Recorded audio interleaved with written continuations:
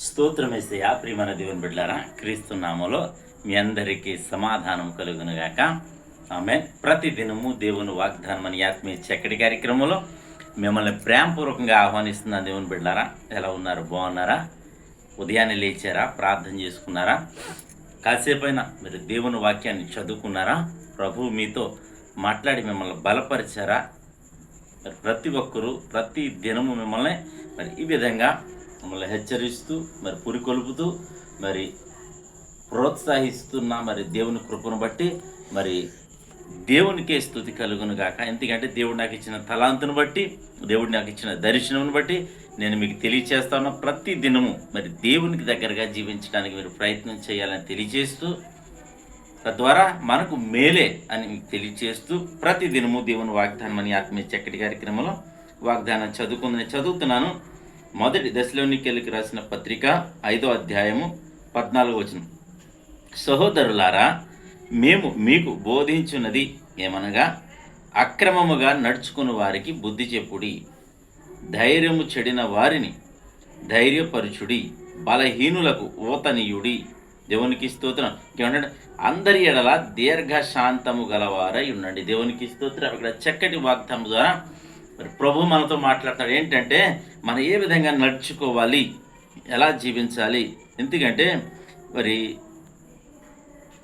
అక్రమంగా నడుచుకునే వారికి మనం బుద్ధి చెప్పాలంటే, బుద్ధి అంటే మరి వాళ్ళని ఏదో కర్రలు పట్టుకుని వెళ్ళి కొట్టడం కాదు, వారిని ఏదో మరి పనిష్ చేయడం కాదు, కానీ వారికి తగిన రీతిగా మరి మంచి మాటలు, నీతి మార్గాన్ని వారికి బోధించి బుద్ధి చెప్పాలి అని మరి దేవుని వాక్యం సెలవేస్తుంది. కనుక ఇంకేమంటాడంటే, ధైర్యం చెడిన వారిని, అంతే అనేక మంది మరి భయ ఆందోళనలు జీవిస్తూ ఉంటారు, భయంగా జీవిస్తూ ఉంటారు, రేపటి గురించి చింతిస్తూ ఉంటారు. వారందరినీ ఏం చేయాలంటే మనం ధైర్యపరిచే వారిగా ఉండాలని దేవుని వాక్యం సెలవిస్తుంది. కనుక ఇంకేమంటాడంటే, బలహీనులకు ఊతనిమ్మంటున్నాడు. ఎందుకంటే మరి అనేకమైన దీనస్థితిలో ఉన్న వారిని, పేదవారిని మనం ఏం చేయాలంటే వారికి ఊతనిచ్చి వారికి ఎంతో కొంత సహాయం చేసి వారిని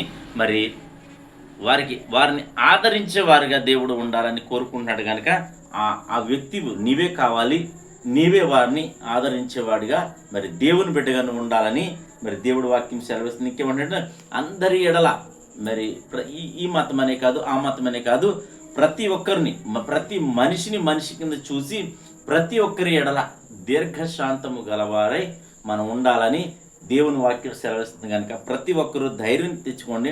అలాగే మనము మరి ఏ విధంగా నడుచుకోవాలో ప్రభు నేర్పిస్తున్నాడు. కనుక ప్రతి ఒక్కరిని బలపరచండి, ఆదరించండి. అలాగే దేవుని రాజ్యానికి ప్రతి ఒక్కరిని సిద్ధపరచాలని మరి దేవుని వాక్యం సెలవిస్తుంది. కనుక ఏమంటాడంటే మరి ప్రతి ఒక్కరి ఎడల దీర్ఘశాంతం కలిగి మనం ఉండాలని తెలియచేస్తున్నాడు. కనుక మరి ప్రతి ఒక్కరిని మరి అనేక మంది మనల్ని మరి హింస పెడుతూ ఉంటారు. అలాగే అనేక మంది అనేక రకాల ఇబ్బందులు పెడుతున్నప్పటికీ కూడా మరి వారి ఎడల కూడా మనం దీర్ఘశాంతం కలిగి ఉంటే వారిని దేవుడు క్షమించి, ఎందుకంటే వారిని నీవు మరి నీతి మార్గంలో నడిపించడానికి ప్రయత్నం చేయాలి.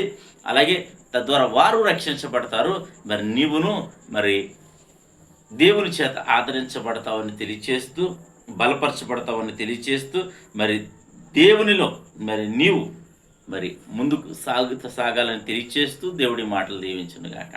ఆమెను ప్రార్థన చేసుకుందాం. స్తోత్రము తండ్రి, వందనాలు యేసయ్యా. ప్రతి దినము దేవుని వాగ్దానం అని ఆత్మీయ చక్కటి కార్యక్రమంలో తండ్రి మీరు ఇస్తున్న వాగ్దానం బట్టి స్తోత్రాలు. ఎంతమంది ప్రజలు యూట్యూబ్ ద్వారా, షేర్ చేయడం ద్వారా, ఫేస్బుక్ ద్వారా ఈ రోడ్డు మార్గం వెళ్తూ చూస్తున్న వారందరి జీవితాల్లో నా తండ్రి ఈ వాగ్దానం నెరవేర్చి ప్రభువా అనేక మందిని, ధైర్యం చెడిన వారిని ధైర్యపరచడానికి, బలహీనులకు ఊతనివ్వడానికి, అలాగే తండ్రి బుద్ధి మార్గం విడిచి నడుచుకున్న వారికి నీ వాక్యములు గూర్చిన బుద్ధి జ్ఞానం అబ్బునట్లు ప్రభా, నీ జ్ఞానవాక్యాన్ని బోధించే కృపను ప్రభా నీ బిడ్డలందరికీ దయచేయమని ప్రార్థిస్తున్నాను.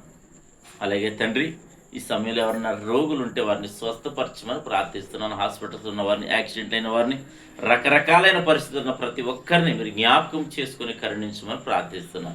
అలాగే వివాహం కాని వారికి వివాహాలు జరిగించమని ప్రార్థిస్తున్నాం. అలాగే తండ్రి ప్రపంచమని దయించమని మా గ్రామాన్ని, మా రాష్ట్రం, భారతదేశాన్ని మీరు కాచి కాపాడమని ప్రార్థిస్తున్నాను. రక్షణ వ్యవస్థను కాచి కాపాడడం, మిలిటరీ వారిని నాయన. అలాగే తండ్రి నాయన మరి రాష్ట్ర నాయకులను, మంత్రులను, అధికారులను ప్రభా, నా తండ్రి ప్రధానులను అందరినీ కూడా మీరు కాచి కాపాడమని ప్రభా, వారి చుట్టూ నీ రక్షణ కంచమని ప్రార్థిస్తున్నాను. ఈ దినం ప్రభా సంఘాలు, సేవకులు ఉన్నారు ప్రభా, ప్రతి చోట ప్రతి రకరకాలైన రీతిలుగా తండ్రి సేవకులను ఇబ్బందులు పెట్టే పరిస్థితిలో ఉన్నది ప్రభా లోకం. అయా ప్రతి ఒక్క సేవకుడి చుట్టూ నీ కంచిని ఉంచమని ప్రార్థిస్తున్నాను తండ్రికి వందనాలు. క్రైస్తవ్యాన్ని హేళన చేయకుండా నీ కాపుదలు ఉంచమని ప్రార్థిస్తున్నాను తండ్రి. అలాగే తండ్రి ఈ దినం ఎవరైతే మ్యారేజ్ డే, బర్త్డే జరిపించడానికి వీళ్ళందరికీ క్షేమాన్ని, సమాధానాన్ని సంవత్సరం అంతా నీ దయకిరీటం ఉంచమని ప్రార్థిస్తూ ఈ దినం నీ బిడ్డలు చేయి ప్రయాణాలు, ప్రయత్నాలు, రాకపోకలు సమస్తంలో మీరు తోడండి మహిమ పొందాం. క్రీస్తు నామములో అడుగుచున్నాం పరమ తండ్రి, ఆమేన్. నేను నమ్ముతున్నాను ప్రియమంది బిడ్డలారా, ప్రభు మనందరినీ బలపరచండి. నమ్ముతాను, మీరు బలపడ్డారు నమ్ముతున్నాను. మరి ప్రతి ఒక్కరూ ఒక్కొక్కరిని బలపరచండి. అనేక మందిని మరి మీరు ఆదరించాలని తెలియజేస్తూ ఇది ఎవరైతే మ్యారేజ్ డే, బర్త్డే జరిపి మీ అందరికీ క్రీస్తు నామములో శుభాలు తెలియజేస్తున్న దేవుడు నిన్ను కుటుంబాన్ని బాగా దీవించును గాక. ఆమేన్.